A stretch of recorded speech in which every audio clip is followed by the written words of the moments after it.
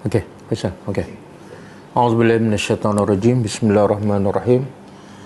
Alhamdulillahirabbil alamin, nahmaduhu wa nasta'inu wa nastaghfiruh. Wa na'udzu billahi min shururi anfusina wa min sayyiati a'malina. May yahdihillahu fala mudilla lahu wa man yudlil fala hadiya lahu. Asyhadu an la ilaha illallah wahdahu la syarika lahu wa asyhadu anna Muhammadan abduhu wa rasuluh. Subhanaka la ilma lana illa ma 'allamtana innaka antal alimul hakim. Allahumma 'allimna ma yanfa'una wanfa'na bima 'allamtana wa zidna ilma. Allahumma ati anfusana taqwaha wa zakkiha anta khairu man zakkaha. Anta waliyuha wa maulaha. Rabbi yassir wa la tu'assir, Rabbi tammim bil khair, amma ba'du. InsyaAllah kita sambung tadabbur surah Al-A'raf. Hari ini ayat yang ke-100. Sebelum tu kita tengok pengajaran ayat yang lepas.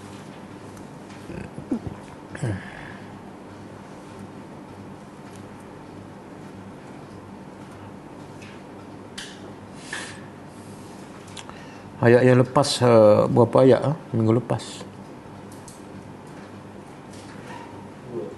2. 98, 99, okey. Ayat 98 dan 99. A'udzubillahi minasyaitonirrajim. Aw amina ahlul qura an ya'tiyahum ba'suna duhan wa hum yal'abun. Adakah patut penduduk-penduduk negeri yang kufur dan syirik kepada Allah merasa aman daripada azab Allah yang boleh menimpa mereka di waktu duha, sedangkan mereka ketika sedang bermain? Pengajaran ayat 98. Antara dosa besar ialah merasa aman dan selamat daripada azab Allah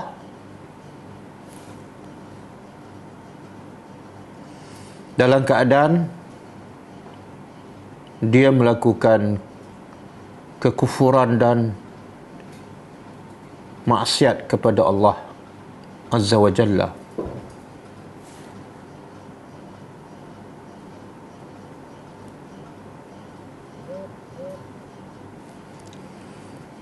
Yang kedua,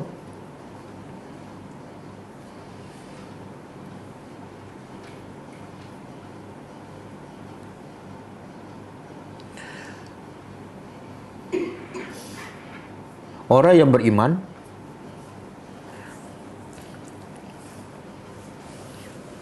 dan sentiasa beramal soleh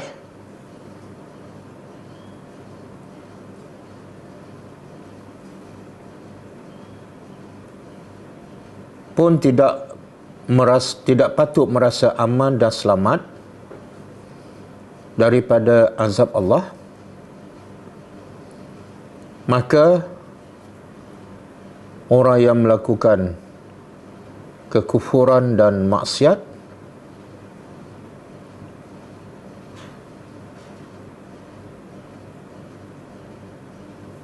sepatutnya lagi merasai tidak aman dan selamat dari azab Allah.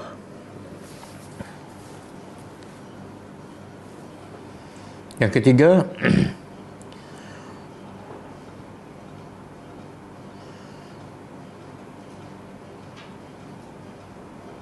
tidak ada orang yang beriman yang merasa aman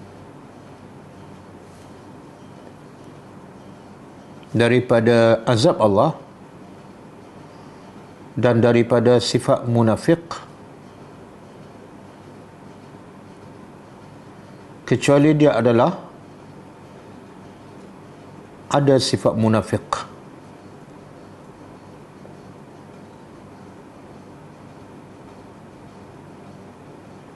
Dan tidak ada orang yang beriman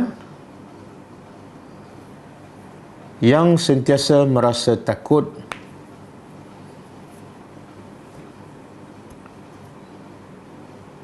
daripada sifat munafik, melainkan dia adalah orang yang beriman.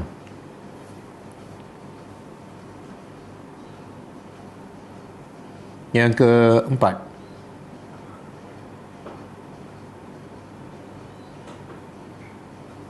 orang yang tidak beriman kepada Allah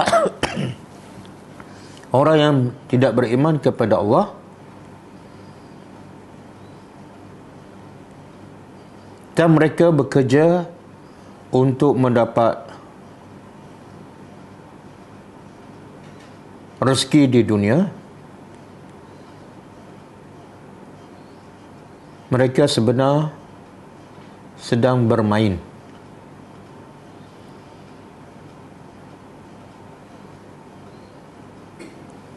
Kerana tidaklah dunia melainkan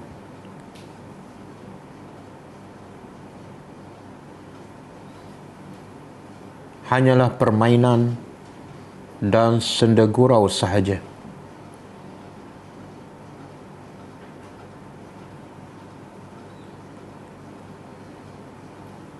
Okey, ayat 99. A'udzubillahi minasyaitonir rajim. Afa aminu makrallah fala ya'manu makrallah illa alqaumul khasirun.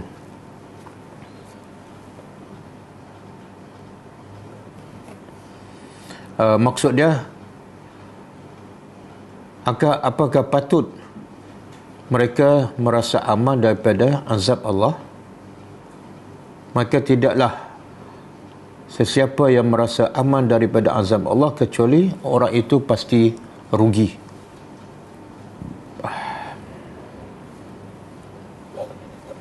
Pengajarannya,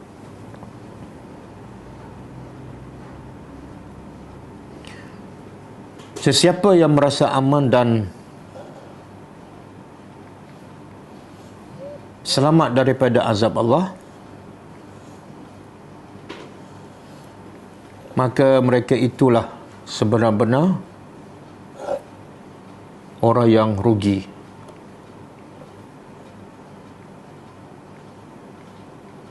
Di dunia dan di akhirat.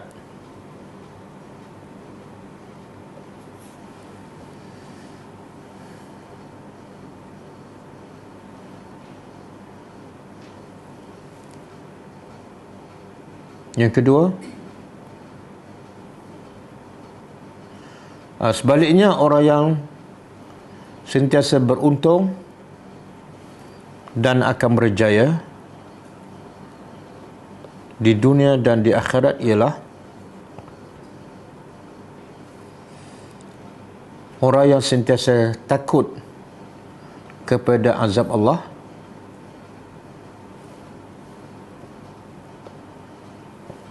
dan sentiasa memperbaiki amalannya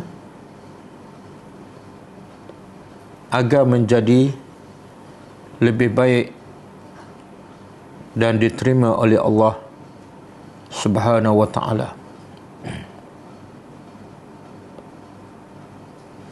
Yang ketiga, manusia yang rugi sebenarnya ialah orang yang rugi dirinya dan ahli keluarganya.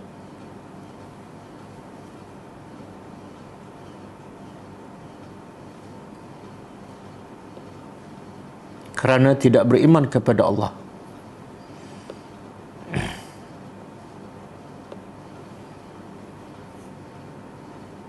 Maka di akhirat dirinya sendiri akan dibakar untuk selamanya dan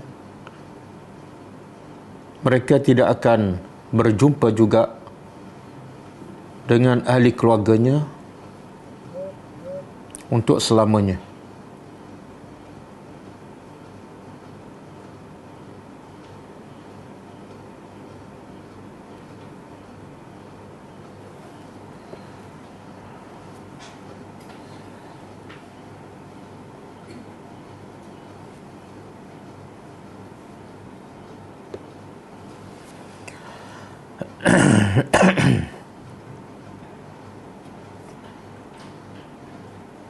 Yang ke apa?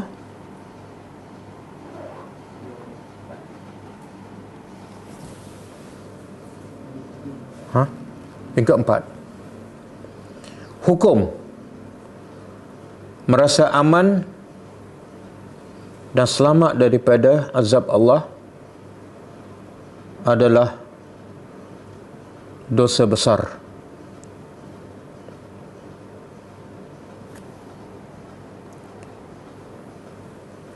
Sebagaimana disebut oleh Ibnu Hajar rahimahullah.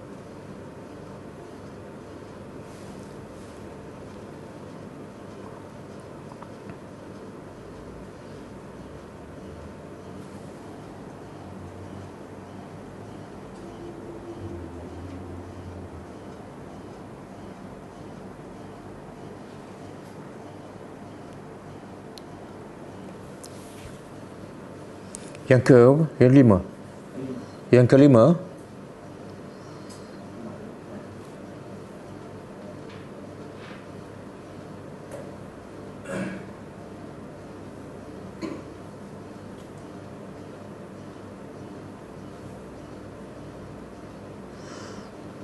antara ciri-ciri orang yang merasa aman daripada azab Allah ialah terus melakukan dosa dan tidak bertaubat.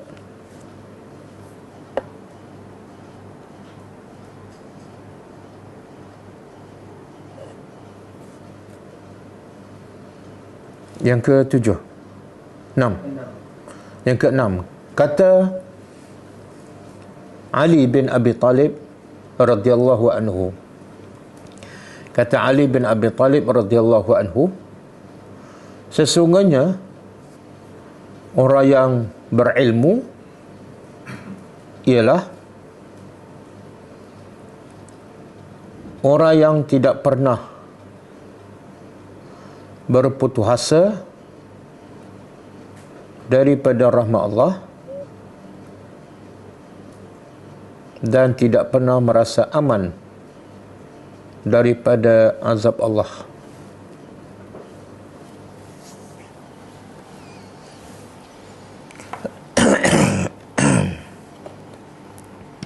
Okey, kita sambung tadabbur ayat yang ke-100.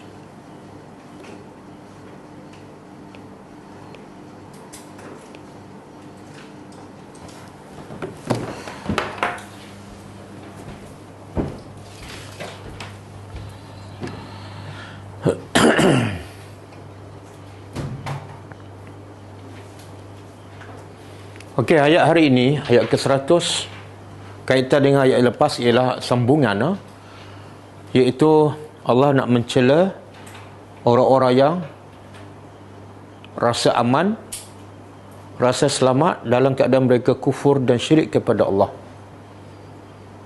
Dan Allah nak menunjukkan, selain Allah nak mencela, Allah nak menunjukkan bahawa betapa peliknya, betapa ajaibnya manusia yang masih tidak sedar tentang azab Allah, walaupun azab Allah telah terbukti daripada apa yang mereka dengar dan apa yang mereka lihat dengan mata kepala mereka sendiri.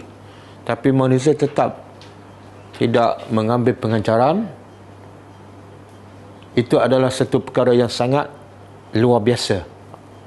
Jadi ayat ini menjelaskan tentang sifat manusia yang sangat degil daripada mengambil pengajaran walaupun bukti azab Allah sangat jelas. Okay, a'udzubillahi minasyaitanirrajim. Ni huruf istifham, dan dalam konteks ayat ni makna dia ialah lita'ajub, untuk menunjukkan kehairanan, sangat pelik. Kalau kita terjemah, adakah patut, dan Dan makna jumlah ni maktuf kepada jumlah sebelum ni. Kalau jumlah sebelum ni apa dia? Adakah patut mereka rasa aman dan selamat daripada azab Allah? Maka sambungannya, adakah juga patut mereka lam yahdi? Tidak yahdi. Yahdi apa dia?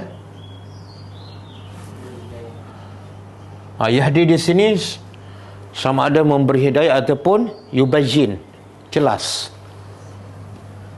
Adakah patut dan tidak jelas? Dia sebenar al-hidayah ni apa makna?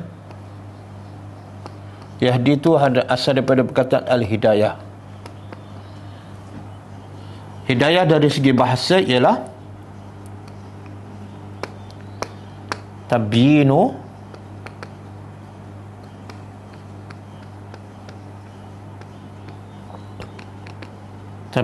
tariqi lis-sairi.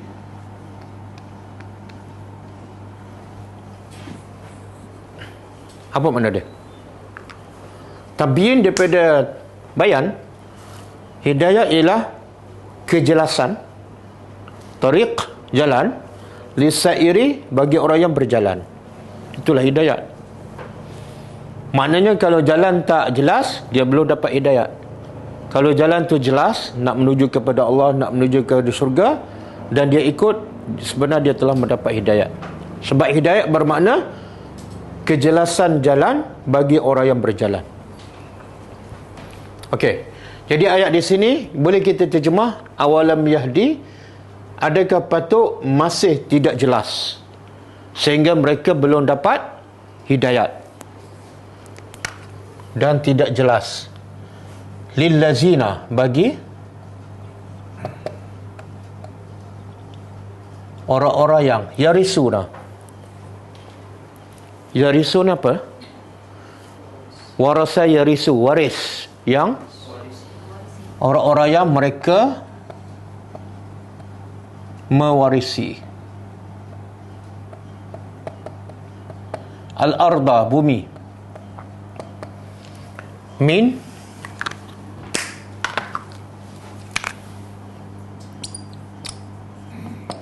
dari selepas ahliha, penduduknya. Apa makna? Adakah patut ataupun sangat pelik bahawa belum jelas jalan hidayat kepada orang yang mewarisi bumi dari selepas penduduknya? Apa makna? Boleh faham? Apa dia?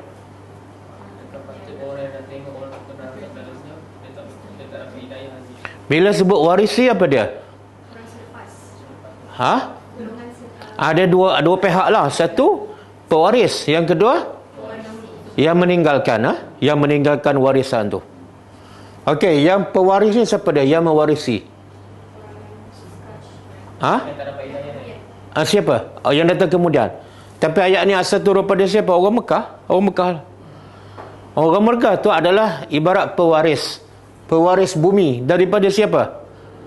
Peninggalan orang dahulu dari selepas penduduknya. Siapa? Siapa?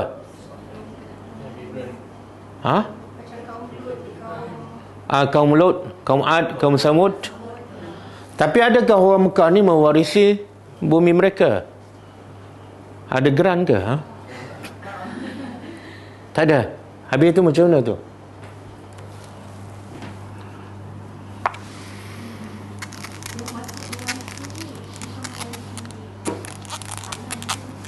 Bukan warisi alam, habis. Tapi Allah kata mewarisi ardah, bumi. Okey, kalau kita tengok ini peta apa ni? Semenanjung Malaysia ke semenanjung Arab? Arab kan? Okey.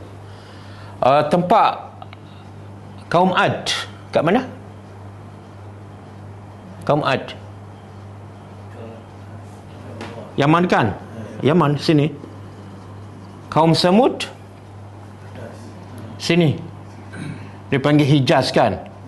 Ataupun sekarang dipanggil apa? Madain Saleh. Sini kaum Samud, Madain Saleh. Okey, kaum Nabi Lut kat sini, kat Syam. Kaum Nabi Lut, kaum Nabi Lut. Orang musyrikin kat sini Mekah. Kan? Jadi orang Yaman yang ada di Yaman kan? Ayat ni sampai kepada orang yang ada di Yaman. Jadi orang yang ada di Yaman yang masih syirik, mereka mewarisi tak bumi yang dulu didiami oleh kaum Ad. Dan orang-orang yang di tanah Arab yang ada sekitar Madain Saleh tapi masih syirik pada Allah, mereka mewarisi tanah tu. Dan orang yang ada di Syam yang masih ketika turun ayat ni mereka masih syirik, bukankah mereka mewarisi tanah yang dulu didiami oleh kaum Nabi Lut? Kan? Orang musyrikin pula mewarisi apa? Ada tak azab yang turun dulu? Ada tak azab Allah yang turun di Mekah dulu? Tak adalah. Tak ada kan? Kalau ada pun azab turun kepada kaum tentera Abraha. Itu bukan kepada orang Mekah, tapi kepada tentera Abraha. Tapi itu pun boleh jadi pengajaran. Mana musibah azab Allah turun di Mekah, walaupun bukan pada orang Mekah. Tetapi kaitan orang Mekah dengan semua ni ada tak? Kaitan orang Mekah dengan Madain Saleh, dengan tempat Nabi Lut, dengan kaum Ad, ada kaitan tak? Ada apa dia? Tak, kaitannya mereka pergi tak tempat ni? Mereka lalu tak? Mereka pergi tak Yaman? Untuk apa? Jadi pertama, mereka dengar tak cerita-cerita umat-umat dahulu diazab oleh Allah? Mereka dengar. Yang kedua, mereka menyaksikan tempat itu sendiri. Itu juga termasuk mewarisi. Buka surah Sajadah ayat 26. Surah Sajadah ayat 26.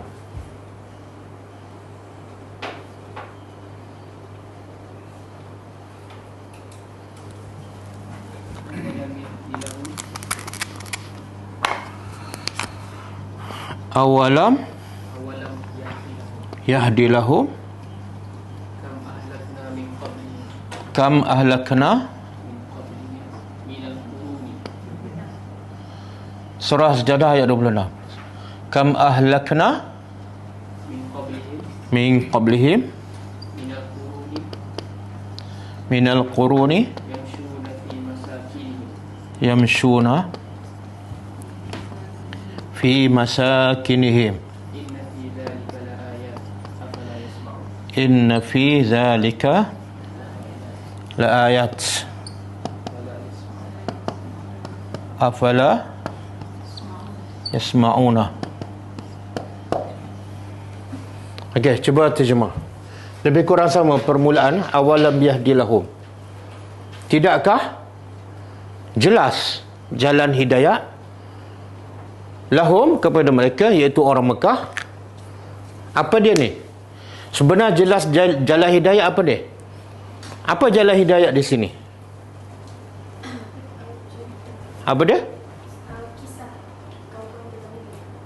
Jadi adakah daripada kisah tu boleh menjadi penyebab manusia dapat hidayah? Ya. Dengan cara apa? Berfikir. Jadi tidakkah jelas bagi mereka kam ahlakna, berapa ramai yang kami telah binasakan, Ad, Samud, kaum Nabi Lut, min qablihim, sebelum mereka, iaitu sebelum orang Mekah. Minal qurun, beberapa kurun tu, kurun lah, satu kurun berapa lama? 1000 tahun ke 100 tahun? 100 ke 1000? 100. Kalau 1000 alaf. Kan? Alaf baru. Alaf tu daripada alfun. Okey, daripada beberapa generasi. Sebab umur manusia ni lebih kurang 100 tahun kan. Habis 100 tahun datang generasi baru. Jadi berapa ramai dah daripada generasi yang kami telah binasakan. Tapi belum cukupkah untuk memberi petunjuk pada mereka? Dan mereka yang syunah, mereka ni siapa? Orang Mekah berjalan fi masakinihim, di tempat tinggal kediaman umat-umat dahulu yang dibinasakan. Mereka duduk kat Mekah, tapi mereka berjalan melintasi tempat umat dahulu dibinasakan, pergi ke Syam untuk berniaga, dan mereka juga pergi ke Yaman. Inna fi zalika, sesungguhnya pada demikian itu pasti ayat, ada tanda-tanda kebesaran Allah. Afala yasma'un, tidakkah kamu mendengar? Kenapa mendengar? Kenapa mendengar? Kenapa cerita? Sebab masa Allah turunkan azab, mereka tak ada, mereka tak menyaksikan, tapi mereka cerita. Yang mereka nampak tu hanya kesan sahaja, kan? Dan dengar di sini makna dengar ambil pengajaran. Boleh? Jadi ayat ni Allah nak apa ni? Ayat ni dengan ayat ni Allah nak mencela. Dah bukti cukup jelas, dah mereka pun nampak kesan-kesan, tapi belum jelas hidayah Allah sampai mereka buta hati. Jadi orang yang sangat tercela ialah orang yang ada pengajaran tapi tak nak ambil pengajaran. Okey, allau nasya,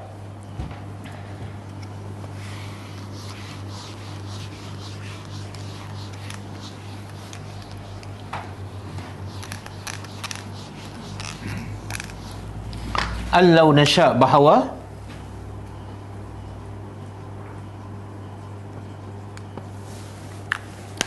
lau mana? Lau, jikalau. Nasya, kami, kalau kami kehendaki, kalau kami nak, asabnahum, kami telah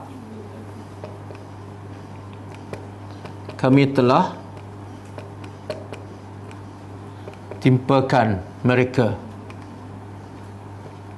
bizunubihim, dengan sebab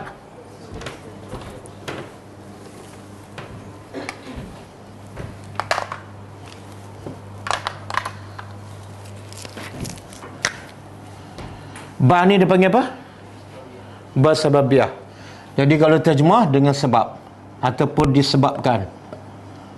Jadi Allah nak bagi tahu Allah tidak zalim. Kalau Allah binasakan mesti bersebab. Sebabnya apa? Zunubihim. Zunubun, satu zembun, dosa-dosa mereka. Okey. Jadi sekarang Allah kata, kalau kami nak, kami akan timpa mereka azab dengan sebab dosa mereka. Jadi mana Allah timpa ke tak? Allah timpa ke tak? Mana tahu tak? Lau dia panggil harfu imtina', huruf yang menghalang. Mana tak jadilah. Kalau aku nak, aku pergilah. Pergi ke tak? Taklah. Jadi Allah kata, kalau kami nak, kami akan timpa mereka dengan dosa-dosa mereka. Siapa ni mereka ni? Ahli tafsir sebahagian mengatakan ini adalah ahli Mekah. Jadi Allah kata, kalau kami nak, jadi Allah timpa tak azab tu pada mereka? Tak. Apa maksud azab ni? Iaitu azab seperti umat dahulu. Azab yang menimpa umat dahulu dipanggil azab istiqsal, iaitu azab dipanggil apa? Allah hukum sampai ke akar umbi. Kalau mati, mati terus. Ataupun kalau mati, mati kataklah. Dia tak ada ruang untuk bertaubat, kan? Macam Allah jadikan Bani Israel kera, babi. Allah timpa pada kaum Nabi Lut. Itu dia panggil azab istiqsal. Makna azab yang habis. Tak ada. Jadi Allah kata, kalau kami nak, kami akan timpa orang Mekah sama seperti dahulu. Tapi kami tak nak. Apa sebab? Antara sebabnya ialah Nabi kita SAW pernah minta kepada Allah supaya jangan timpa umat Nabi Muhammad sebagaimana ditimpa apa kepada umat terdahulu, iaitu azab yang terus habis. Tetapi wanatba'u, dan natba'u apa dia? Kami chop bahasa Melayu, chop bahasa Inggeris kan? Chop bahasa Inggeris ke bahasa Melayu? Bahasa Inggeris kan? Bahasa Melayu apa dia? Khatam bahasa Arab. Tak ada kan? Tanda? Tak ada. Bahasa Melayu memang miskin. Miskin pun daripada bahasa Arab. Dan kami chop ala atas qulubihim, hati-hati mereka, fahum la yasma'un, lalu ataupun maka mereka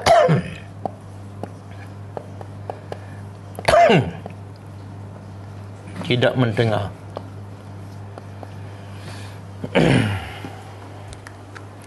Apa maksud ayat ni? Allah kata, kalau kami nak, kami akan timpa pada orang Mekah sebagaimana azab yang menimpa umat dahulu disebabkan dosa mereka, tapi kami tak timpakan. Kemudian Allah kata, kami chop tu mana? Kami tutup pintu hati mereka. Apa mana?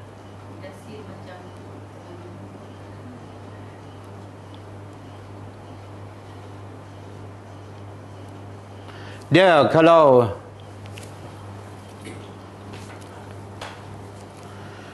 wow ni, kalau kita terjemah dan tu dipanggil maktuf kepada ni. Jadi makna dia salah. Makna dia jadi macam ni. Cuba bagi perhatian. Kalau kami nak, kami akan timpa mereka dengan azab seperti umat dahulu. Dan kami akan sil hati mereka. Kalau kita kata wow ni maktuf ataf kepada jumlah ni, makna dua-dua. Satu, Allah timpa azab. Yang kedua, Allah tutup pintu hati. Dua-dua berlaku ke tak? Tak berlaku. Salah. Sebab yang berlaku salah satu kan? Yang berlaku apa dah? Natba'u. Jadi wow ni bukan huruf ataf kepada jumlah sebelum dah. Sebab tu wow tu dari segi bahasa dipanggil wawu istiqnaf. Waw istiqnaf dia panggil wawul istiqnaf. Istiqnaf makna dia waw untuk mulakan ayat baru. Waw untuk mula ayat baru, bukan maktuf kepada jumlah sebelum tu.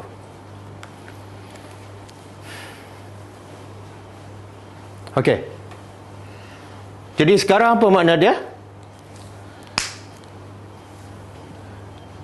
Mereka ni degil dah dengar berita-berita umat dahulu diazab, dan mereka sendiri pergi ke tempat tersebut nampak kesan, tapi mereka lam yahdi, tidak juga mendapat hidayat. Dan Allah kata, kalau kami nak, kami boleh je hukum turunkan azab seperti umat dahulu, tapi kami tak buat, kami tak nak. Habis apa yang kami nak? Kami tutup pintu hati mereka. Kami tutup pintu hati mereka. Mana apa tu?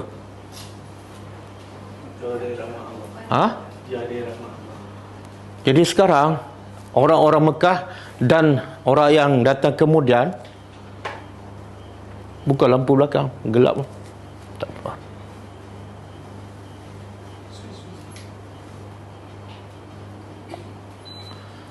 Jadi orang-orang Mekah, musyrikin Mekah dan juga orang yang kufur kepada Allah selepas tu, sampailah hari ini, sampai bila-bila. Allah timpa tak azab pada mereka? Azab apa?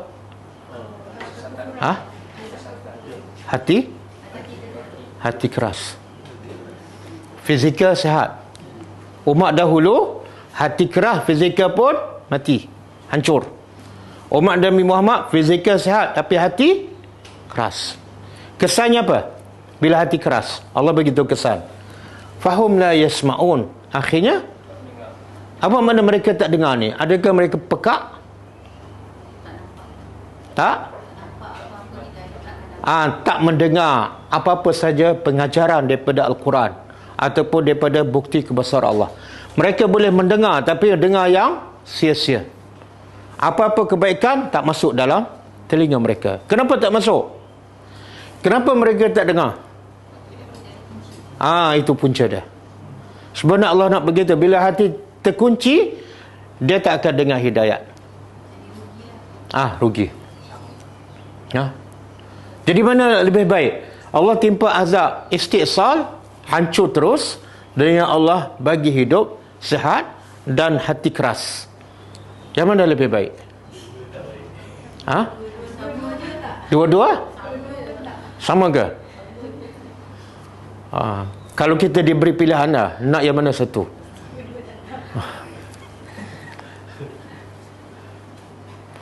Okey, tak apalah, dua-dua tak nak kan. Antara dua tu yang mana paling bahaya?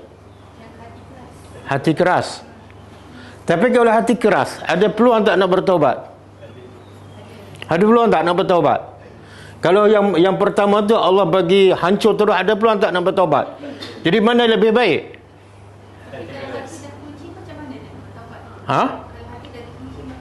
Ramai orang hati keras. Yang kafir dulu masih Islam, hati keras lah tu. Hati kerasnya ada dua. Pertama, Allah tutup pintu hati sampai bila-bila. Pertama. Yang kedua, Allah tutup pintu hati sampai tempoh tertentu. Allah kata apa? Yang hati keras sampai bila-bila. Sawa'un alaihim innal lazina kafaru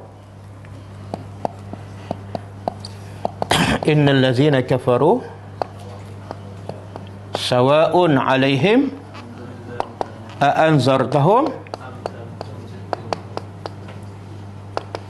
am lam tunzirhum. Apa dah? La yu'minun.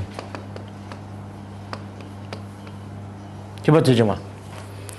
Sesungguhnya orang-orang kafir. Ni surah Baqarah ayat apa ni? Ayat 6. Sesungguhnya orang kafir sawa'un alaihim, sama saja ke atas mereka.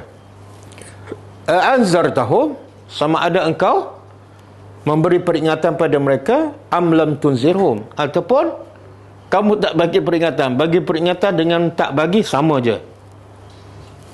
Mereka tetap hasilnya apa? La yu'min. Ni jenis yang Allah tutup pintu sampai bila-bila. Sebab itu pilihan mereka. Seperti siapa ni? Fir'aun, Abu Jahal, Abu Lahab. Dan ada yang Allah tutup pintu hati, tapi akhirnya Allah buka juga. Seperti Umar. Dan kebanyakan para sahabat asalnya tutup pintu, hati mati, tapi akhirnya Allah buka. Okey. Dan beberapa ramai yang non-Muslim ribet. Itu makna daripada hati yang tertutup, tapi akhirnya Allah buka. Okey. Jadi sekarang azab yang paling besar, sebagaimana yang menimpa umat dahulu tak berlaku. Sebagaimana menimpa kaum Ad, kaum Samud kan. Tapi yang berlaku apa dia? Allah tutup pintu hati. Okey, dalam banyak-banyak azab yang menimpa umat Nabi Muhammad, azab apa yang paling besar, yang paling dahsyat, yang paling bahaya?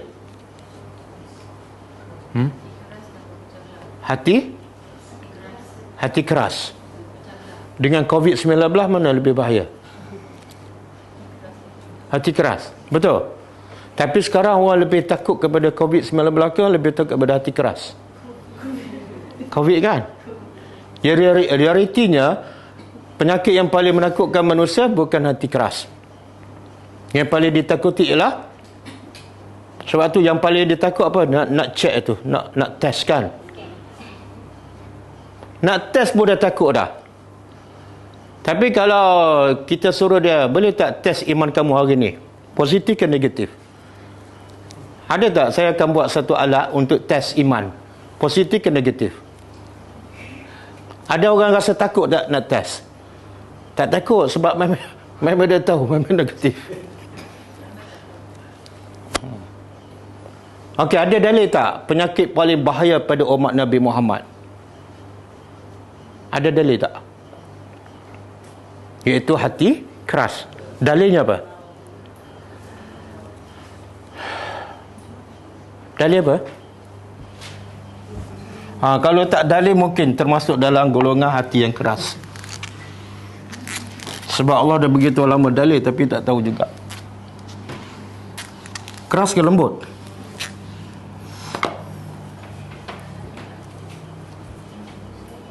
Surah Az-Zumar ayat 22.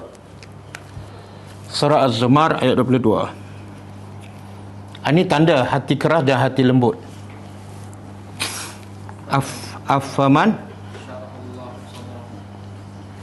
Afaman syarahallahu sadrahu lil Islam fahuwa ala nurin min rabbih fawailun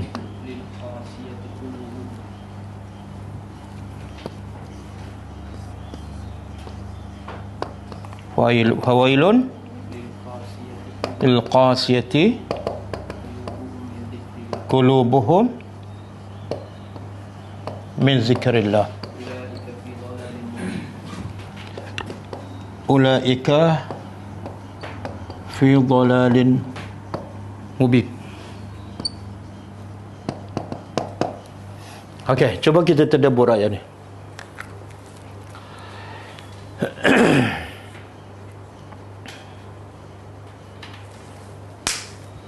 Afaman,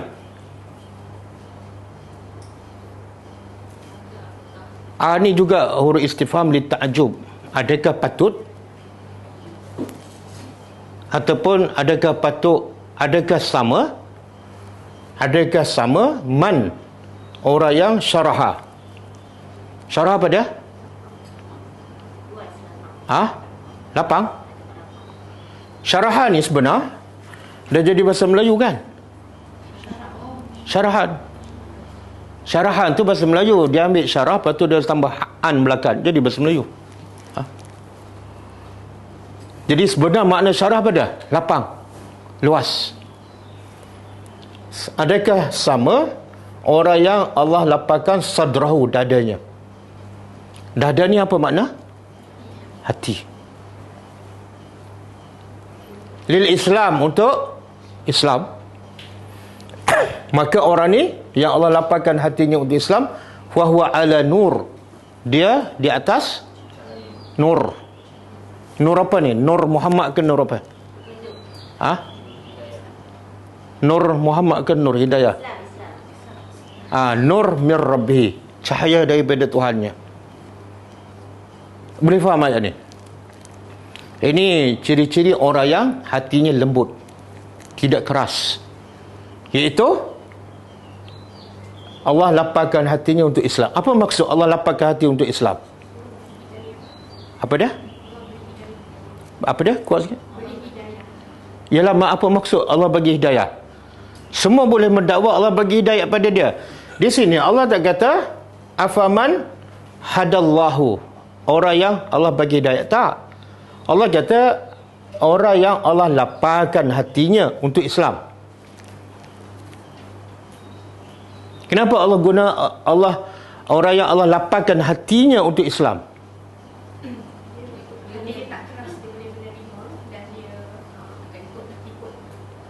Menerima apa? Ya, ikut ayat. Allah kata lil Islam. Maknanya kalau Allah lapangkan hatinya untuk Islam, makna apa tu?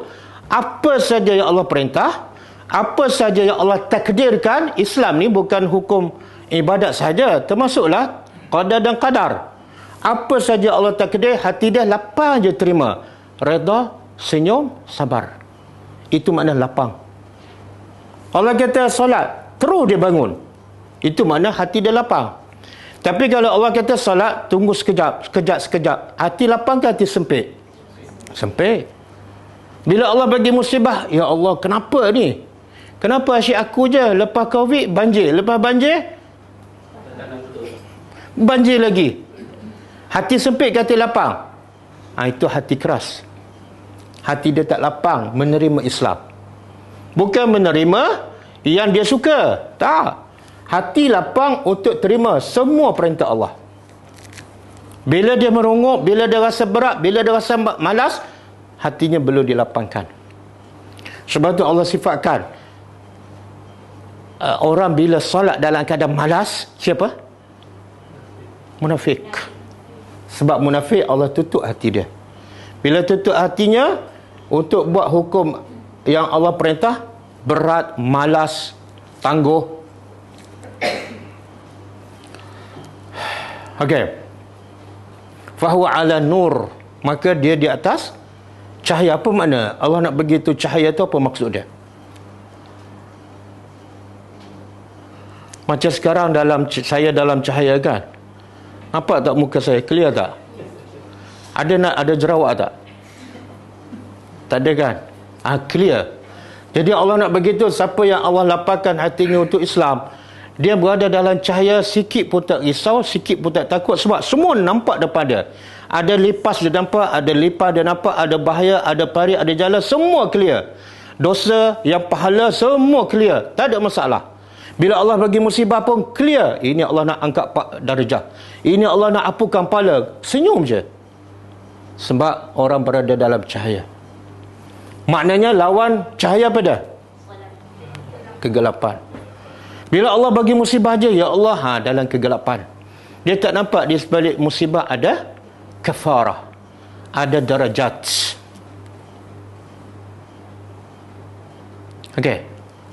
Batu Allah kata, ya ayyuhallazina amanu udkhulu fis silmi. Bila masuk Islam, kalau kamu beriman masuk Islam semua sekali.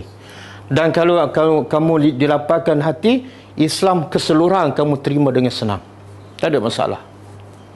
Sebagaimana sahabat kan, bila Allah kata arak tu haram, senang tak mereka tinggalkan arak walau ada di tangan? Kan? Sebab apa? Allah lapangkan hati. Wanita isteri sahabat pula, bila Allah kata wajib tutup aurat, sekarang yang mereka dah biasa berpuluh-puluh tahun buka aurat, kan?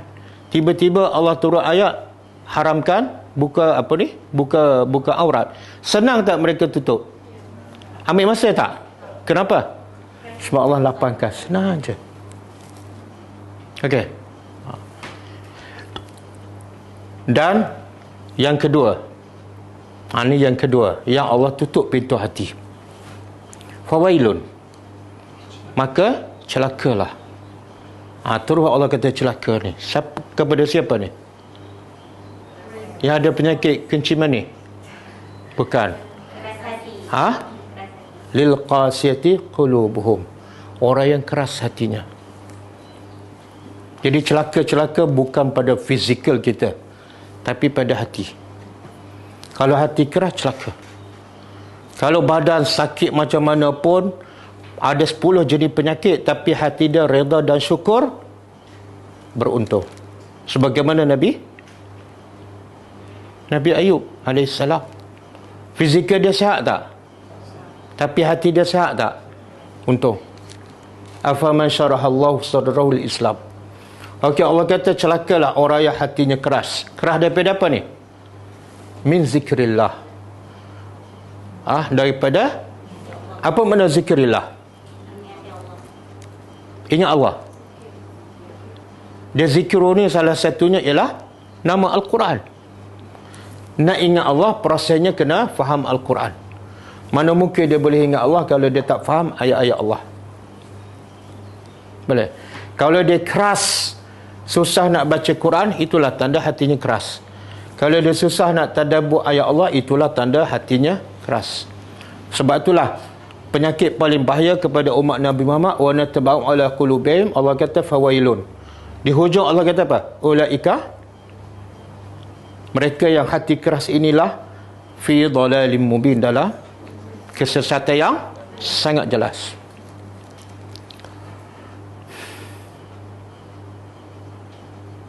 Jadi ukuran manusia bahagia ataupun celaka letak di mana? Hati. Hati. Kata Abu Hurairah radhiyallahu anhu, al-qalbu malikun, hati adalah malik, raja. Wal a'da'u junuduhu, dan anggota badan ni adalah tentera dia. Hati adalah raja, anggota badan, mata, telinga, kaki, tangan adalah tenteranya. Fa iza taba al-qalbu tabat junuduhu. Fa iza taba al-malik tabat junuduhu. Bila raja tu baik, tentera dia akan jadi baiklah. Bila hati baik, semua tangan, mata, telinga, kaki semua jadi okey. Wa iza khabusa al-qalbu, bila hati dah teruk, dah rosak, semua anggota badan tak okey, walaupun nampak sihat wal afiah. Sebab itulah banyak Allah mencela manusia dan umat-umat dahulu pasal apa? Pasal fizikal dia ke, pasal rumah dia ke, pasal tempat tinggal dia ke, pasal apa? Pasal hati. Allah kata apa pasal tentang orang munafik? Allah kata apa? Fi qulubihim maradun fazada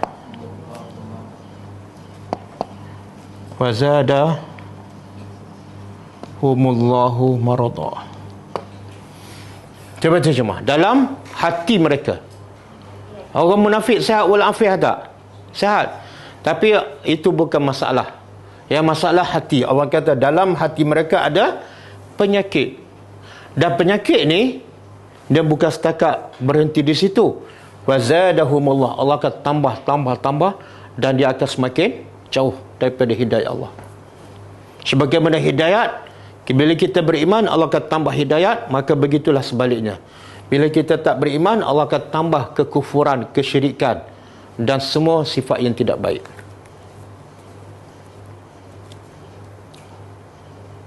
Okey, boleh? Kita nak tahu, kita ni ada tak ciri-ciri hati? Kita ni antara dua ni yang mana satu? Orang yang Allah lapangkan hatinya dan berada atas nur, ataupun orang yang keras hatinya? Kita yang mana satu?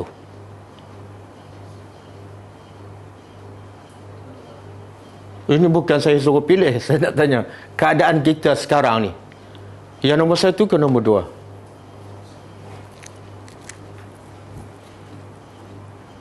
Awak okey, tak nak jawab tak apalah. Saya nak bagi tanda-tanda hati orang yang nombor satu. Kalau ada tanda ni, kita termasuk. Allah sebut selepas ayat ni 23. Surah Az-Zumar. Cuba tengok. Surah Az-Zumar ayat 23. Selepas ayat ni. Allahu nazzala ahsanal hadis. Allah yang telah menurunkan hadis yang terbaik. Apa dia? Quran. Okey, sifat pertama apa dia? Orang yang hatinya Allah lapangkan hatinya. Iaitu dia mesti yakin dan mesti rasa bahawa Quran adalah kitab terbaik. Ahsanul hadis. Ada bukti dia. Apa bukti bahawa Quran adalah kitab terbaik dalam hidup kita? Apa buktinya? Kalau saya tanyalah, handphone dengan Quran mana lebih baik? Quran. Tapi masa kita banyak pegang handphone ke banyak pegang Quran? Dia akan jawab, dalam handphone ada Quran. Saya dah tahu dah. Tak apalah, okey. Handphone yang ada Quran, kita banyak buka Quran dalam handphone dan tadabbur, ataupun banyak buka yang selain pada Al-Quran dalam 24 jam setiap hari. Jadi sekarang pertama dah fail dah. Kita belum menjadikan Quran ahsanul hadis. Mulut cakap ahsanul hadis, tapi realiti tak. Kita berdusta. Banyak benda yang kita lakukan setiap hari bukan masa untuk Al-Quran. Okey, yang kedua. Apa tu?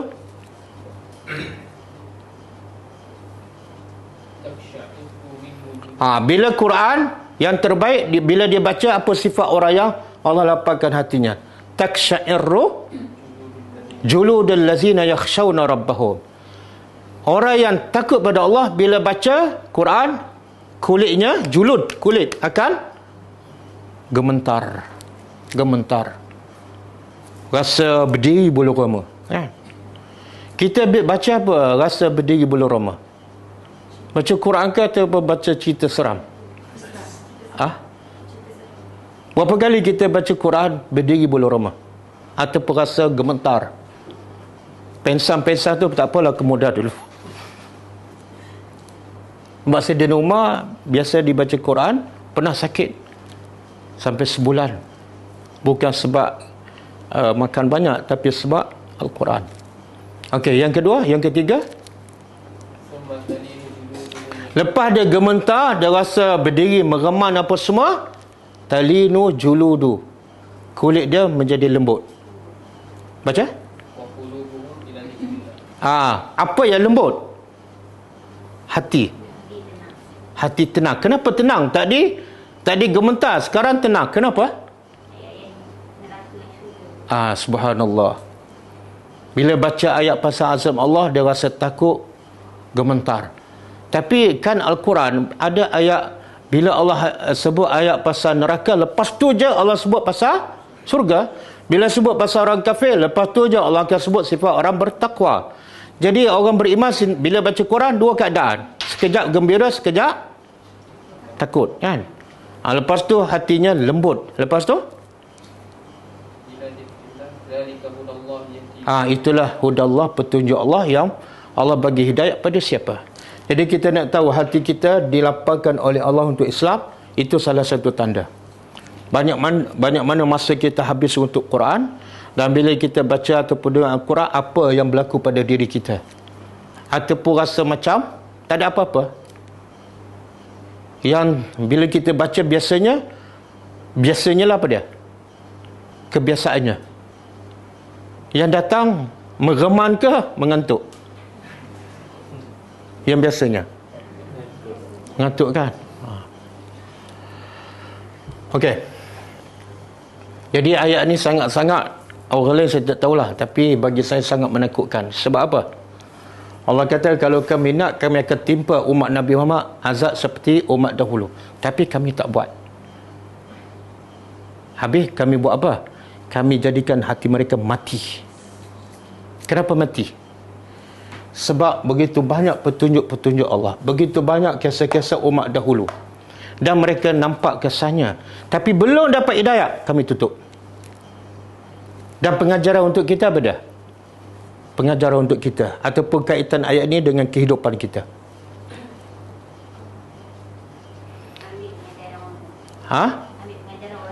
Nak ambil macam mana? Tapi ramai tak orang baca Quran? Ramai tak baca Quran? Tapi ramai tak lepas baca walhasil bila asal? Sama je. Faham tak? Kadang-kadang baca Quran berpuluh tahun, perangai dia macam itulah. Isteri masih buka aurat, anak buka aurat, dia masih buat maksiat, kan? Makna apa tu? Takut-takut Allah dah tutup pintu hati dia. Tak ada deria rasa dah. Dengar cerita azab pun, satu tak faham, yang kedua tak ada rasa nak faham. Jadi Allah kata, bila sampai tahap tu, Allah kata awalam biyahdidil ladzina yarisuna. Belum cukup tak kisah-kisah umat dahulu untuk memberi hidayah pada kamu? Tak jelas lagi ke? Okey, kalau tak jelas, cukup setakat ni, kami natba'u, kami tutup pintu hati. Surah apa ni? Allah kata surah Al-Mutaffifin.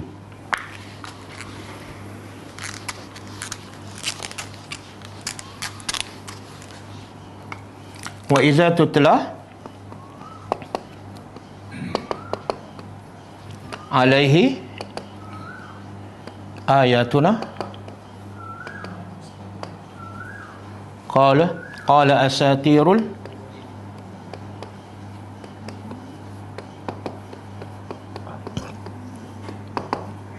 lepas tu kalla bal rana ala qulubihim ma kanu yaksibun. Surah Al-Mutaffifin ayat 13 dan 14. Surah Al-Mutaffifin ayat 13 dan 14. Okey. Tengok Allah rakamkan orang yang hatinya telah ditutup. Wa iza dan apabila tutla dibaca alaihi ke atasnya ayatuna, ayat-ayat kami, sama ada dibaca pada mereka ataupun mereka sendiri membaca ataupun mereka mendengar, apa kata mereka? Qala asatirul awwalin. Cerita dalam Quran ni cerita asatir. Cerita apa? Cerita dongeng. Awalin, orang-orang awal, orang dahulu. Makna apa maksud dia daripada perkataan cerita dongeng tu? Tak ada faedah lah. Kita cerita dongeng kita baca tak? Tak baca? Cerita dongeng mana ni? Dulu masa kita memang dongeng kan, sekarang okey kan? Sekarang kita baca tak cerita dongeng? Cerita Abu Nawas, cerita apa ni? Pak Pandey, baca tak? Kenapa tak baca? Tak ada faedah kan? Kan? Sebab tu kita tak baca. Jadi orang dahulu mengatakan Quran tu ada cerita dongeng. Maksudnya ialah, jangan tengok kepada ucapan cerita dongeng, tak. Tengok pada maksud dia. Bila cerita dongeng, tak ada faedah, tak ada pengajaran. Sebab tu kami tak ikut Al-Quran. Orang sekarang, dia tak kata cerita dongeng. Tapi dia juga tak ambil faedah. Sama tak hasilnya? Samalah, cuma mulut tak cakap cerita dongeng. Maksudnya lebih kurang. Bila kamu tak ambil pengajaran, seolah Quran tu cerita. Saya tanya, dah ambil pengajaran tak daripada Al-Quran? Tak. Adakah Quran tu cerita dongeng? Bukan. Ada pengajaran? Ada. Kenapa tak ambil? Bila kamu tak ambil, secara tak langsung kamu kata Quran cerita dongeng. Sebab tu apa saja cerita, apa saja berita yang kamu rasa faedah, kamu akan baca. Kamu akan bagi masa. Bila tak bagi masa untuk faham cerita dari Quran, secara tak langsung kamu anggap asatirul awwalin. Cuma tak sebut je. Boleh faham? Maka Allah kata, bukan, kalla, sekali-kali tidak. Quran bukan cerita dongeng. Maha suci Allah daripada bawa cerita dongeng yang Maha suci Allah.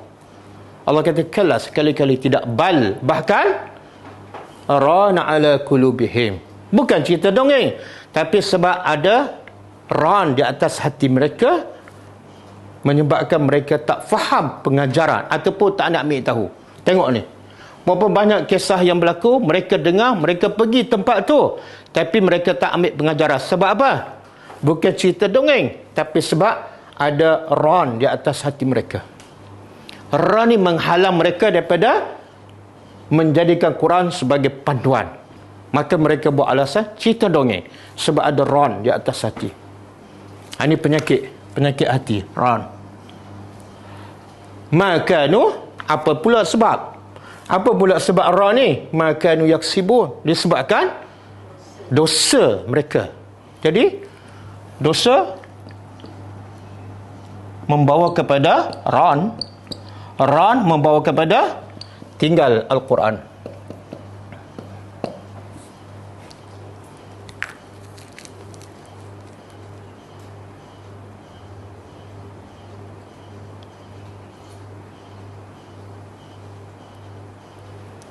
Kita terasa tak ayat ni Allah tuju pada kita ni? Berapa banyak Allah sebut kisah-kisah dalam Quran, ada 6,000 ayat kan? Dan berapa ramai yang baca, dan berapa ramai yang lepas baca, sama, tak berubah. Bukankah sama dengan orang musyrik Mekah? Walaupun mereka bukan musyrik, tapi dari segi tak ambil pengajaran, sama. Sekarang banyak tak berlaku musibah?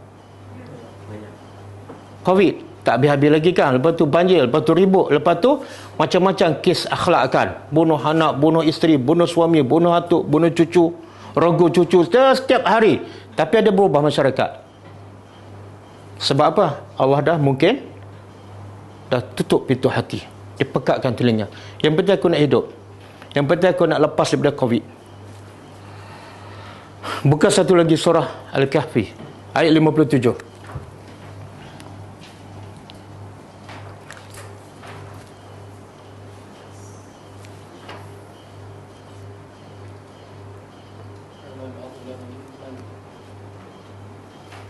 Faman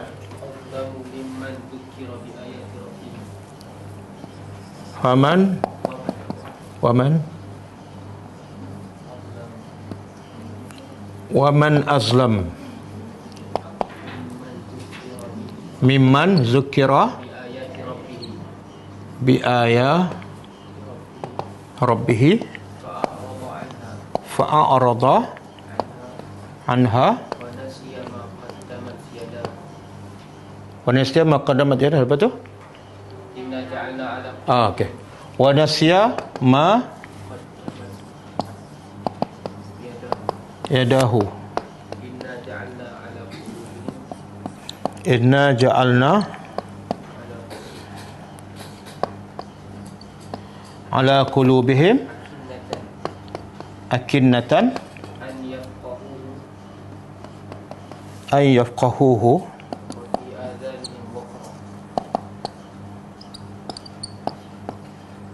wa fi azanihim waqra wa in tad'uhum ilal huda falan yahtadu. Okey, cuba tadabbur. Waman man di sini dipanggil man istifham, tapi dia dalam bentuk tahaddi, mencabar. Siapa lagi? Siapa lagi yang azlam, yang paling zalim? Kita duk sibuk orang zalim sekarang siapa? Tak, dalam masyarakat kita lah yang paling zalim duk sibuk siapa? Kan yang duk buat SOP apa semua kan, apalah tak habis-habis. Lepas dos 1, dos 2, dos roster kan, lepas tu yang keempat pula kan, tak habis-habis. Lepas tu rasuah kan. Allah dah cakap pasal paling zalim yang lain kan. Allah cakap lain, kita cakap lain. Allah kata orang, siapa lagi yang paling zalim? Mimman, jadi orang yang zikira, yang telah diberi peringatan bi ayati rabbi, dengan ayat Tuhannya. Mesej dakwah, mesej Al-Quran dah sampai pada mereka. Fa'arada, lalu dia berpaling. Siapa lagi yang paling zalim lebih daripada orang seperti ini? Berapa banyak dengan peringatan, berapa banyak dengan ceramah, berapa banyak dengan tazkirah, tapi masih berpaling. Inilah yang paling zalim. Okey. Kemudian wanasiyah, dan dia lupa ma qaddamat yadah, apa yang telah dilakukan dua tangannya. Dua tangannya apa dah? Dengan dosanya, dengan maksiat yang dia lakukan, dia lupa dah. Kemudian Allah kata apa? Kenapa sampai dia lupa ni? Kenapa dia tak rasa dia adalah paling zalim? Kenapa? Inna, sesungguhnya kami, ja'alna, kami telah jadikan ala qulubihim, semua hati ni, ala qulubihim. Bila Allah nak bagi musibah, Allah bagi musibah pada hati, bukan fizikal. Yang manusia takut fizikal. Ya Allah bagi amaran keras, musibah dalam hati. Kami jadikan atas hati-hati mereka akinnah. Apa makna akinnah? Tutupan. Tutupan itu memberi kesan apa? An yafqahuhu. Dengan akinnah itu mereka menghalang mereka an yafqahuhu daripada memahami Al-Quran. Cakaplah apa tak masuk. Sebab apa? Ada akinnah. Kalau cakap bab lain, dia boleh faham. Kita belum habis cakap, dia faham dah. Tapi kalau Quran 10 kali cakap, tak masuk. Sebab apa? Ada akinnah. Akinnah ini yang menghalang an yafqahuhu. Hu ni balik pada Quran. Jadi musibah paling besar ialah tak faqih Al-Quran. Dan wa fi azanihim waqra. Dan di telinga mereka ada waqra. Apa makna waqra? Penutup. Sama dengan ayat tu. Ayat tu Allah kata apa? Kami tutup, kami cop hati mereka. Kesannya apa dah? Fahum la yasma'un. Bila hati tertutup, telinga dengar pun tak ada faedah. Sebab yang akan prosesnya ialah hati. Bila hati dah tutup, telinga tak berfungsi. Sama juga di sini. Bila hati dah akinnah, telinga pun boleh dengar. Tapi bila dengar Quran, waqra. Boleh. Jadi daripada dua ayat ni, satu Al-Mutaffifin, yang kedua apa ni? Al-Kahfi, Allah sebut nama-nama penyakit. Apa dia? Omicron, Delta, apa lagi? Bukan. Yang paling bahaya bukan Omicron, bukan Delta. Yang paling bahaya Ron, satu. Yang kedua Akina. Yang ketiga Waqra. Boleh? Jadi nak mengelak 3 penyakit Ron, Akinah, Waqra, kena ambil berapa dos? Ha? 1 dos tu. Dos apa? Al-Quran. Wa nunazzilu minal Quran ma huwa syifa. 1 dos je. 1 dos. Tak ada booster, tak ada penggalak. Ha? Boleh ke? Saya tekankan sangat ni sebab apa ni? Ha? Tanya, kenapa Allah guna telinga bukan mata? Yang kaitan dengan hati. Kenapa dia guna telinga, tak guna penglihatan? Okey. Dia mana lebih berkesan antara telinga dengan mata? Dari segi kita nak dapat ilmu ke ataupun nak dapat petunjuk, mana lebih berkesan, telinga ke mata? Ha? Apa ada dalil? Tutup mata boleh dengar kan? Sebab itulah antara orang buta dengan orang pekak, mana lebih mudah kita nak mengajar? Antara orang buta dengan orang pekak, mana lebih mudah kita nak mengajar? Ha? Orang buta. Sebab apa dia boleh dengar? Kan? Tapi kalau dia pekak, boleh tengok, oh susah tak nak mengajar. Kita buat macam nak bersilat apa, dia tak faham lagi kan? Kan? Dan sebab itulah baby bila mula lahir, dia terus mendengar ke dia terus melihat? Dengar dulu kan? Sebab tu bila start lahir, kita azalkan, kita tunjuk video. Itu menunjukkan telinga lagi penting daripada. Dan juga telinga ni kita boleh dengar daripada semua arah. Depan, belakang, kanan, kiri. Mata, depan je. Kalau nak tengok kena pusing. Telinga tak payah pusing. Pernah tak kita nak dengar yang belakang, kita pusing telinga? Tak. Jadi faedah telinga jauh lebih besar daripada faedah mata. Okey ke? Lagi sekarang saya tekan benda ni sebab apa? Manusia semakin takut pada musibah yang bukan musibah sebenarnya. Bukan musibah. Kalau sebut COVID, sangat-sangat takut, betul tak? Semua arahan, semua SOP ikut je. Basuh tangan walaupun pakai mask. Lemas tak pakai mask? Saya nak tanya, Allah suruh pakai tudung dengan KKN suruh pakai mask. Yang mana melemaskan kita? Ha? Yang mana lebih relax? Pakai tudung ke pakai mask? Yang mana perintah Allah? Yang mana kita ikut? Sebab hati kita dah terkunci. Perintah Allah tolak, jauh buang. Tapi perintah manusia kita ikut sebab apa? Sebab kita lebih nak jaga fizikal. Aku nak hidup. Allah nak jaga hati. Sebab Allah nak bagi tahu, kalau hati kamu hidup, kamu akan hidup semua sekali, fizikal, dunia dan akhirat. Tapi kalau kamu hati mati, fizikal kamu sihat pun, kamu akan mati sampai bila-bila dalam neraka. Boleh? Okey, sekarang kita kena penyakit. Satu, Ron. Yang kedua, Akinnah. Yang ketiga, Ron. Waqra. Jadi tinggalkan Omicron, tinggalkan Delta. Kita fokus pada 3 penyakit bahaya ni. Saya nak tanya, kalau kita hilang 3 penyakit ni, tiba-tiba kita ditimpa Omicron, ada masalah ke? Tak ada. Dengan Omicron, darjah kita naik. Dengan Omicron, kita kafarah, kafarahkan dosa. Dan kalau kita redha, kita sabar, pahala kita tanpa had. Betul? Kalau tak ada penyakit ni. Tapi kalau ada penyakit ni, Omicron selamat, Delta selamat, tapi kita tak selamat di akhirat. Okey? Jadi cukup setakat ayat ni. Ayat 1 je.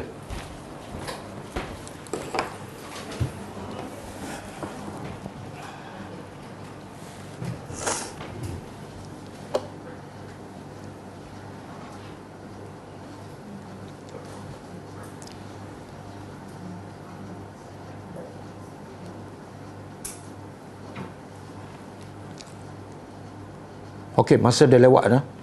Jadi kita tak baca buku Syarah Bulughul Maram. Kita tangguh minggu depan insya-Allah. InsyaAllah kita jumpa lagi malam ni kelas bahasa Arab. Bahasa Arab ni pun insyaAllah salah satu ilmu untuk menghilangkan 3 penyakit ni, ran, akinah dan waqra. InsyaAllah kita tutup dengan membaca tasbih kafarah.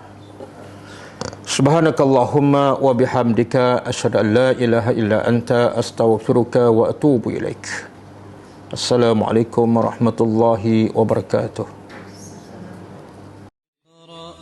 كتاب الله ترق جنانه وتنل